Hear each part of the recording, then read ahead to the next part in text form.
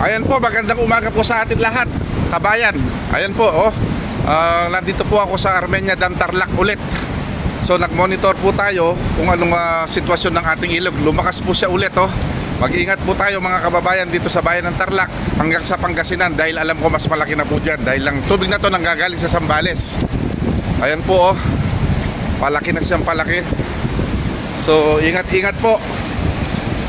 Ito, pagdating po dito, napakalaki na. Ayan po, pataas na po pataas ang daloy ng tubig. Dumagad na gundong na naman po siya. Paakyat po tayo dito sa mga makina niya. Ayan. Ito po yung tinatawag na control. Pag gusto nilang palabasan ng malaki o paliitin.